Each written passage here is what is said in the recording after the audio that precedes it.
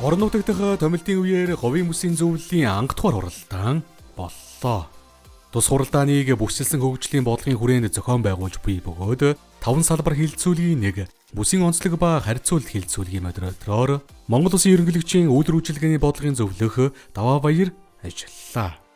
Хэлэлцүүлгээр говийн бүсийн эрчим хүч, уудуурхай түшгэлсэн үйлдвэрлэл, аялал жуулчлалыг хөгжүүлэхэд төр хувийн хөвшил, эрдэм шинжилгээний байгууллагууд нэгдэж ажиллах хэрэгтэйг онцолж байлаа.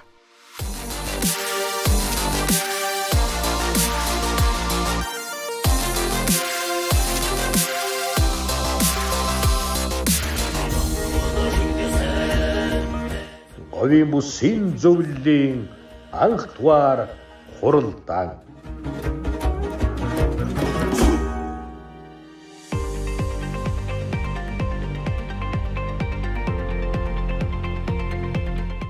За ялангуяа одоо Монгол Улсын ерөнхийлөгчийн санаачилж байгаа энэ одоо хүнсний хувьсгал үргэлжлэх ёстой гэж би ойлгож байгаа. Эхний үе шат бол бас ялангуяа амжилттай хэрэгжиж байгаа. За мэдээж одоо Дархан Сэлэнгийн үр тэрэ, Төв аймгийн үр тэрэний газар гэдэг юм уу ингээд хуучин одоо цаг хугацаанд явж исэн энэ зүйлүүдийг өргөжүүлж өөр одоо бүс нутгууд ялангуяа Говийн аймагт яаж хэрэгжүүлэх вэ? Манай бусад аймагуд маань яаж одоо энэ үр тэрэгээ өөрсдөө тарих уу? Хүнс тэжээлээ өөрсдөө тарих уу? Малын тэжээлээ өөрсдөө тарих уу? Хүнс ногоогоо өөрсдөө тарих уу гэдэг юм уу?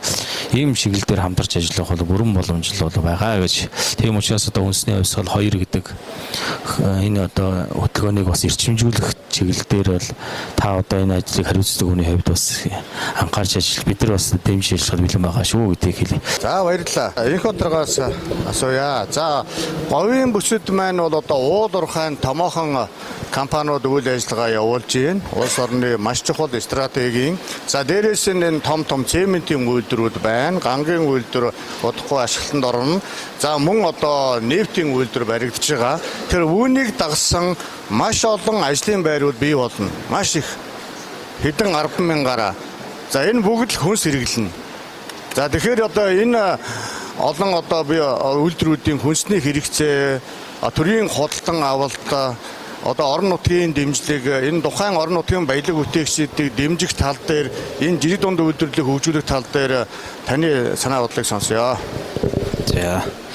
За Өмнөд аймгийн бүс нутагт хэрэгжиж байгаа 13 засгийн газрын 13 мега төсөл байгаа. За түүн дээр Өмнөд аймгийн бас өөрөө хэрэгжүүлэх гээд нэг говийн бүс дээрээ 4 аймгийнхаа удирдлагатай ярилцаа тавьж байгаа бас дахиад 13 төсөл байдаг.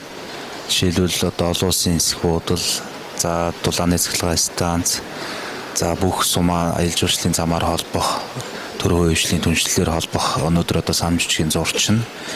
За бас хүнсний үйлдвэрүүдийг үйлдвэрлэлийн бүсийг аймгийнхаа өргөн оруулалтаар ингээд байгуулж байгаа. Тэр болгон дээр байгуулсан бүсүүдээс татварын хөнгөлөлт, говийн бүст хөнгөлөгдөх, чөлөөлөгдөх асуудлуудыг бас 4 аймагтайгаа ярьж байна. За Өмнөд аймгийн хувьд бол жижигдэн үйлдвэрлэлийг хөгжүүлэх сан дээр жил болгон 5 тэрбум төгрөг тавиад явдаг. Яг үнэхээр одоо яг жижигдэн үйлдвэрээ эрхэлж байгаа хүмүүс нь бол яг эзэн нь одоо тэр зээл авдаг болсон.